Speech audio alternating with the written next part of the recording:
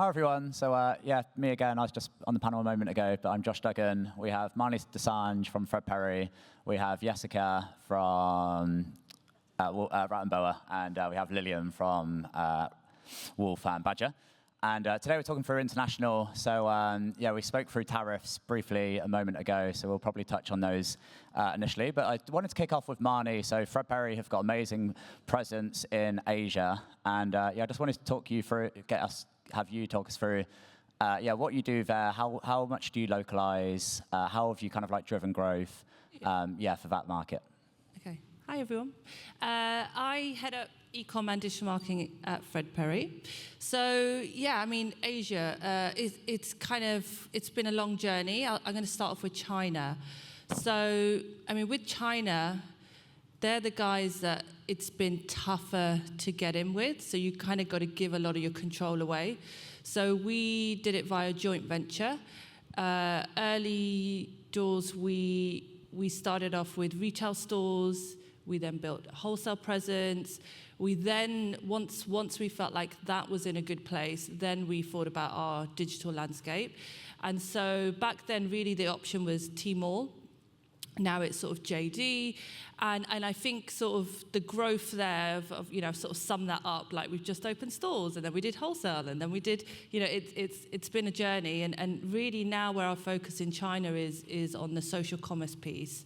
So, you know, we have categories that sell bigger volumes on Douyin, which is basically TikTok, China's TikTok, Weibo, Red. So you're trying to understand this whole different landscape of live shopping, you know, this constant stream of there's somebody talking and they're holding up your product and they're talking about, you're like, you have no idea what they're saying, but they're selling a ton of product off the back of it. Japan is a different model. We've got our own team there. It's the only other country apart from the UK where we have our own country. And so, again, our model is really strong stores, really strong wholesale, and then follow on with the digital piece. And I think that's when it's got really interesting into local content, because so Japan is it's double-digit growth for us. And ultimately, the work that we needed to do, so in all these markets, the one thing that they know better than we do is the operational side. But the one thing that we know better than they do is the brand side.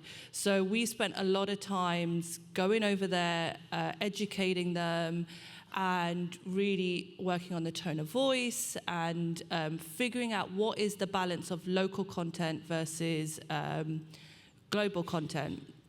And we've definitely seen, if you lean heavily towards local content, ultimately you're just diluting the brand. You'll get high engagement, but it's short-term gain, but it's long-term pain, because ultimately you'll end up with a brand that no longer feels like the brand. So yeah, it's finding the right balance. Like the way I like to sort of sum it up, it's not really compromising, it's connecting. So it's complementing. So it's, you know, we lead the story and the narrative, but then they follow in and go, all right, well, you know, we've got these people that really talk into that. We've got the, you know, so it's a kind of a symbiotic relationship. And I guess our next point with Asia is Southeast Asia. So we are due to launch in Thailand and Indonesia. Indonesia is super exciting because it's like 270 million people, mostly young, mobile first, and again, massive on social commerce. Thailand on the other side, they really understand international brands. E-commerce is growing, so we're going in there.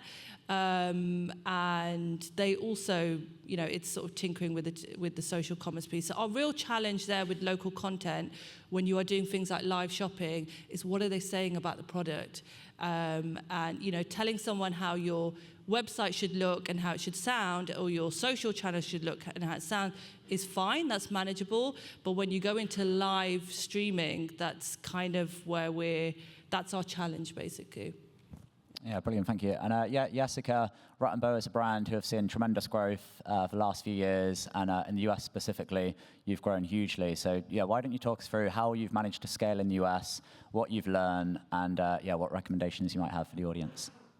Yeah, so I've been working with the US, not just at Rat and Boa, but many of the other brands that I worked with previously. And what I've kind of seen in every company I worked is that although US is one of the biggest economies in the world, not all of it is actually relevant to you. And it's really kind of 4 states that are the key priority, and that's New York, California, Florida, and Texas. And it's the same for skincare, it's the same for fashion as well. So what I've kind of done to grow in these markets is really focus on tiering up the market. So I've put, like, depending on the brand I worked with, I've kind of put states into tier 1, tier 2, and tier 3, and then I've had different targeting or marketing strategies essentially. So for tier 1, I've gone on full funnel. Tier 2, I've gone sort of mid funnel, and then tier 3, you know, if someone in Wisconsin wants to shop, then go ahead, but I'm not going to actively go and find you there. So that's kind of been a way to save some money, because it's a very expensive market. It's difficult with small budgets because you're competing with the likes of, you know, Coca-Cola and all the big companies with massive marketing budgets. And that's a way how you can sort of save your pennies and really focus on where you want to grow, where you see the growth. Yeah, but I think that's an amazing example. And I'd imagine most brands in the room who sell in the US probably over-index in those 4 states as well. And I think one nice tactic is to look at similar brands, potential regions where they're doing well, and then using that as a bit of a proxy as to where you might target next. So we definitely agree with like a tiered approach, bottom down. That definitely works really well. And likewise on Wolf and Badger is kind of like started 15 years ago in Notting Hill, and you were quite fast to kind of like begin growth in the US. So Lillian, why don't you talk us through your journey on that side? What you've done, what you've learned, and what challenges you had. Sure, thanks. So Wolf and Badger, for those who don't know, global marketplace for independent designers, over 2,000 designers now, and has had a decent history in the UK, growing a lot of brand love, and we sort of saw that organically kind of expand to the US, be that tourists who are here visiting or folks who just organically found out about the brand. I think it comes down to also that it's very differentiated product. The whole kind of ethos of the brand is that it's individual, it's ethical, it's independent, it's things that you can't find necessarily from other retailers or other brands. So there is only really one place to buy it. So that makes sense of those in the US who were early adopters and started to request and want to buy and transact online. And so what the team did, before my time, but we're quite early to enable small brands and small businesses to sell overseas. It's not something that's super easy. It is becoming easier now with technology and kind of native features in Shopify and the like. But back in pre-2020, it was not super easy. So the team invested in working on the commercial paperwork, the shipping methods, how to make this really accessible and a no-brainer approach for small brands who couldn't even dream of selling in the US and growing there. So that really down to our mission of helping small brands be on the world stage was super important to us. It is an expensive market. It is expensive to acquire, yet the kind of brand opportunity or sales opportunity for now feels unbounded. And so we know that there's intense amount of growth there. And actually, since 2019, we're doing about 3 million GMV there, and now we're doing 45 million in GMV. So it's been a massive growth area and, the biggest market for us. Yeah, brilliant and very relevant. But we spoke about tariffs just before coming out, and I was quite intrigued when you said you're already kind of like making plans and kind of like looking at how you can respond to it. So Lillian, why don't you talk us through what you've discussed internally and where you might be looking to adjust. Sure. I mean, they gave us all of 12 hours notice, so had to respond fast. But I think for us, it's interesting to look at our supplier base, and I think for different brands, they have different amounts of agility and flexibility with that. But we have 2,000 sellers from all over the world. Some portion of the products, of course, produced in China or other East Asian countries, and part of, I guess, our responsibility is to coach them through this experience and also talk to them about their options around manufacturing, whether nearshore is better for them, whether they want to do want to look for alternatives, or we will price and adjust accordingly to allow them to continue selling. Important to our company values is fairness, and this mission around making retail accessible for small designers and shutting off, the world's biggest consumer market is, or, the US is not necessarily the world's biggest consumer market, but for us it is. That there's quite a lot of unfairness there. So figuring out how to make that work, whether that's pricing, whether that's shipping methods, whether that's local inventory, working through it with them to find and offer a range of options. Yeah. And Jessica, what have Rat & Boa kind of like discussed so far, and what potentials are you guys looking at?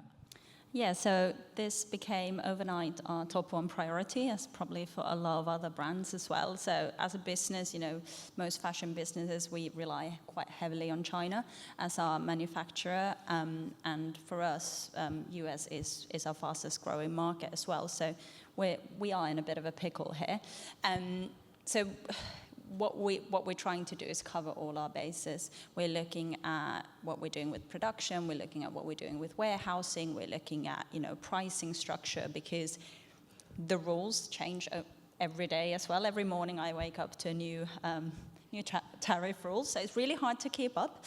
And at this point in time, we're just trying to look at every single scenario there is and plan for whatever will happen on the 7th of May and whatever might happen in 90 days. But we do need to react, because our current business model isn't really up to the new tariffs. So yeah, it's a difficult situation for us for sure. Yeah, brilliant. And then, changing the tone slightly. So, Marnie, I guess Fred Perry are probably one of the most global brands in terms of global distribution, the markets that you cover. But obviously, the local distributors are a big part of the strategy. So, why don't you talk through, what that setup's like, but then equally the pros and cons of using local distributors? Yeah, so the obvious thing is it's not a one-size-fits-all. So I talked about Japan, where we have our own team. I talked about China, where we kind of hand it over. But what we did was, so then we've got Europe as well, which is owned and operated. So that's really, we control all of that. We've got our own warehouse, and we do all the marketing and that sort of stuff. But then when we started to look at markets like the Middle East and Australia, we just felt like we couldn't operationally fill that gap. So we leaned on our distributors. And so we've got a really interesting model where we plug our front end, which basically the pro of that is we keep brand control. And we plug it into their back end. So they keep control of payments and delivery and fulfillment and customer services. And so, again, it goes back to that symbiotic relationship of, and some people say to me, well, why don't you just let them do it all? Isn't it sort of extra work for you and your team? And it's like, that brand piece is kind of our number one thing. So we have had examples where we've completely handed over a website, and you can't. It's really tough to control pricing. It's really tough to control which products they push. It's really just generally how they manage a calendar. There'll be loads of local nuances. Like some market will say, oh, it's Father's Day today, and everyone goes on sale. So it's kind of like you have those things that when you hand it over, it's really hard to keep control of. But with this, all of the front end and how it looks and how it feels and how it trades is managed by us. But all the really tough local nuances, like if you look at Middle East, you'd be looking at opening warehouses in free zones and cash on delivery and all that sort of stuff, which is, that's when it gets too much. So we did that with Middle East, and it's been really positive. We've done that with Australia, and it's been really positive. And I talked about Thailand and Indonesia, and they're other markets that we're going to follow the same model with. What were your other questions? Is that, yeah? I think that's plenty. That was it? Okay. And then just so, we haven't got too long left, but I think one big thing we often get asked around international is, when should you localize, and what does that look like? So, Jessica, if we come to you, I guess, if at what point do you decide to really localize a market? Why don't you talk us through that? Yeah, so I tend to look at sort of put some parameters in place of like a country needs to get to X amount, depending on your business, for us to go to the first stage of localizing, and then the next stage would be a certain other sales figure. And what I tend to start with is what are the biggest hurdles for someone to purchase, and that tends to be currency and payment methods. And that's kind of the lowest tier of, okay, this country is already showing some really promising signs. Let's go and give them, sell to them in their local currency and sell to them in their local payment methods and see how that's working. And if we then start seeing better growth from there, then we'll go to the sort of next stage. You know, localizing content becomes the next logical steps. And when you start putting actual sort of marketing spend behind it, that's when you really need to start thinking about like, well, if I'm going to invest into this market, then I also need to invest that it is, you know, that it gets its fair share. From sort of past experience, language is probably the hardest thing to localize, and it's not always worth its investment. Depending on the country, some countries are very proficient in English, and therefore, you know, the gains that you'll get for the hurdle of doing it might not be worth it. You need, well, first of all, you need someone to translate it for it, whether you do it through AI or through people, but you are giving control to someone who's going to understand your brand, and it's not just a job that you do once, but you have to keep it up and you have to do it in your marketing, and it just slows down your processes. So that for me would probably be the last thing that I would translate, unless it's a market where it's absolutely needed and you can't break through. But within Europe, there are, you know, you can go quite far with going with an English-speaking website. And Marnie, just quickly, are there any markets where you certainly recommend you need to localize from day one to really get traction? Yeah, kind of a little bit opposing to what Jessica said. We, in Europe, and we went pretty strong with language. We did German, French, Italian, Spanish, Portuguese, and the conversion was incredible. So we've had really good uptake from that. In terms of how we've done it, we have done it through a translation agency, so it goes all the way back to brand, like AI. I think in 2025 it'd be crazy for us to not experiment with it, but where we did it sort of a few years ago, that local language piece, we've done it through an agency. They translate everything, and the way we sort of monitor it is we use our store network. So if we've got like an ambassador in France that works in our store, we'll say, look, can you just run through this, and does this still sound how you know it should sound? So the local language bit has been a really big thing for us, and local payments as well. Yeah. Yeah, brilliant. And Lillian, I know you're very much focused on like the operational side, and yeah, I'd love you to give us a view around what are some of the biggest challenges you have from an international perspective, and yeah, when you're fulfilling locally and when you're localizing a site. Yeah, so I think obviously shipping methods, local expectations, return norms and behavior obviously all affect a company's profit margin, your CM2, your CM3, and also the options you offer, right? So I think working with a kind of aggregator or a middleman for that makes a lot of sense until you might have a big enough account or a big enough local presence to warrant having direct relationships with couriers and suppliers there. Another important thing for us is customer service. Our customers are shopping globally 24 hours a day. Our brands also, we want to give them support 24 hours a day. So the question of when to potentially outsource or have an offshore team, I think is also quite important in thinking about what channels, what questions, what ticket types they will be supporting you on, but has been a huge unlock for us to be able to offer a 24/7 customer service as well. Yeah, brilliant. And yeah, Marnie, I guess just in the kind of like context of US and people slowly diversifying, Europe's probably going to be one of the kind of like next markets or regions people look to expand into. But I know you had some views on Germany specifically. So yeah, why don't you talk us through your growth there and yeah, what you're doing? Yeah, Germany is the sort of favorite market at the moment. I think it's sort of next to UK. It's kind of like the market efficiency is so much better.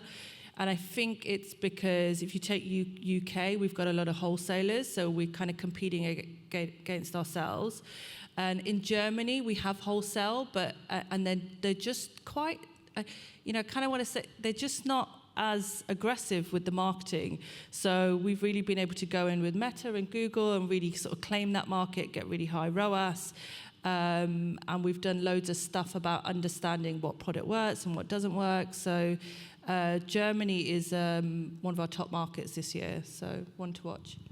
Yeah, brilliant. And I guess one of the a new kind of like regions a lot of our clients are looking to scale into as well is the Nordics. And we work with a lot of Nordic brands, but equally a lot of our UK-based businesses are doing pretty well in that region. I know, Jessica, again, you've got some kind of like, views around that market and, what you guys are doing. So, why don't you talk us through that side?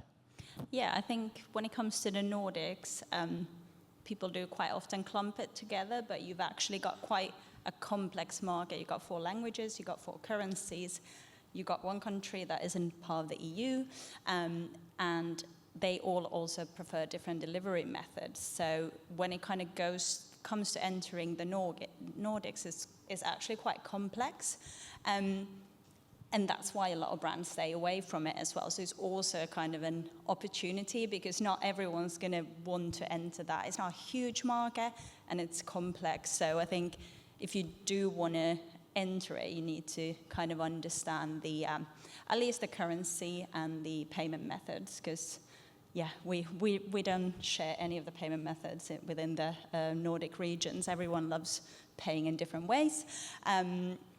However, the English proficiency is very high. So in my previous role, we did translate the website into Swedish and Finnish.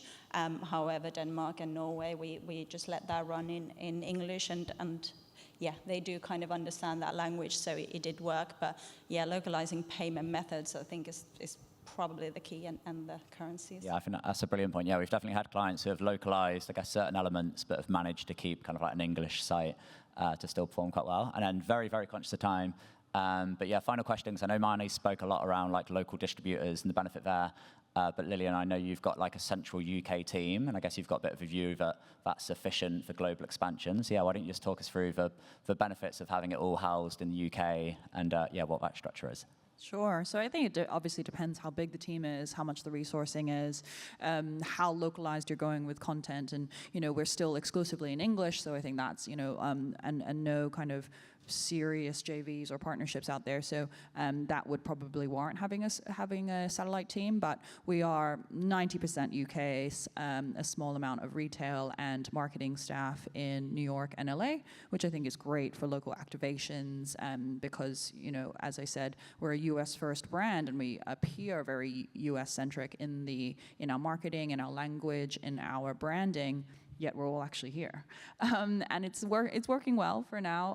I think the teams are really enjoying co-locating and obviously returning to office and things like that, and being able to still engage with our team that's out in the US. But for now, in-house marketing, in-house development, with the hybrid model of our customer service, I think it'll be quite a while until we split that up.